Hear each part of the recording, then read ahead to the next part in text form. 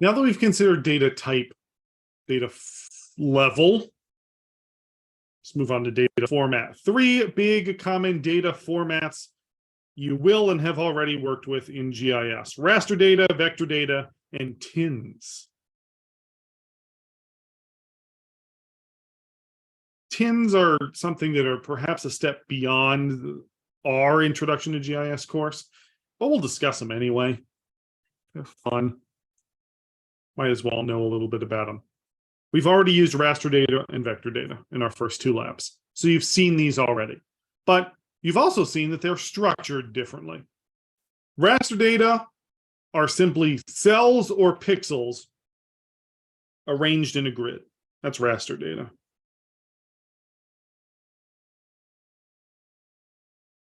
They are gridded. They are data with specific individual values for each cell, for each pixel. Operate a big sheet demonstrating some kind of characteristic in what is essentially an image format. Raster data, cells and pixels arranged in a grid. Vector data are more flexible. Points, lines, and polygons, or areas, you will hear. Vector data is a different structure for showing off features and containing attributes of those features within GIS. Those are shape files. And then finally, we have TIN, triangulated irregular networks. A TIN is a surface of triangles, but it is a surface like raster data, but is made up of shapes, lines, and points like vector data. Great for 3D modeling. Everything looks kind of Doom-esque for retro video game fans. So there's vector. See these vectors upcoming in lab 3. There's a raster. You've seen this raster. Our Mount Holyoke digital elevation model. There's a vector. Or, no, wait, it's a raster. No, wait, it's a TIN. That's a TIN. You can see that we have points. We have a surface. We have shapes that connect those, and then we create a model out of those. So we start with vector points, integrate some raster surface action, create some shapes, and you get a TIN. Pretty cool. Again, TINs are great for 3D modeling.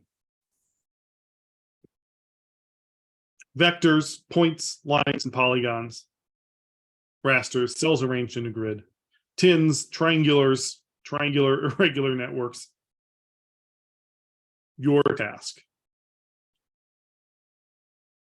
is trying to consider all these different pluses and minuses. I'll help you out. We're going to play a little game about data formats, raster versus vector. Again, we don't see TINs a ton, so we're going to focus on raster and vector. I'm going to be team vector today. We'll come back around to this chart and I'll be team raster, but today I'm going to be team vectors. I'm going to sell you on vector data. So, data structure. Vector data is complex, and that's good. You can actually see the boundaries between things, or the run of the river, or the nature of the network, or exact point locations. Raster is limited to cells arranged in a grid. It's boring. Everything looks like Minecraft. Vector data is the complex best structure. In terms of storage requirements, vector data is usually smaller than raster data, and we like anything that saves us memory. It is easy and very simple to convert coordinates. As we'll discover in Lab 6, raster data reprojecting and coordinate conversion is slow. It changes your data. It's a mess. Vector data can handle any coordinate conversion you can throw on it. No problem. In terms of analysis, vector data is the go-to for network analysis. You can't do a network analysis really without vector data. And other forms of spatial analysis are a little more complex, but they're precise. Again, complex. You can get the structure. You can get the connections and the relationships. No problem. The precision of positions is limited only to you. How precise can you measure something? Great. You can do that with vector data.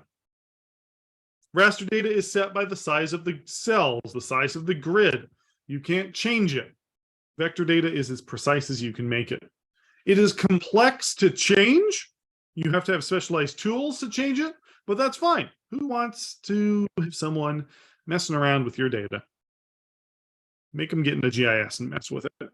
And then vector data make maps that look like maps with continuous curves, with accuracy and detail. Raster data looks like Tetris. Did I sell you on vector data? All of these comparisons, raster versus vector data, sometimes the answer is immediately clear and we have common practices. Sometimes there's not as common of a practice. But raster and vector data are both important parts of the GIS world. It's just that vector data is more fun to start with and obviously a better choice. Check back when we get to the raster data section, see how we feel then. So in considering these vector data components, I want you to head to our little link here, tx.ag/GIS3. If you're playing along in Moodle, that link is in there. Answer some questions about raster or vector. See you on the other side of that. Talk a little bit more about this vector data.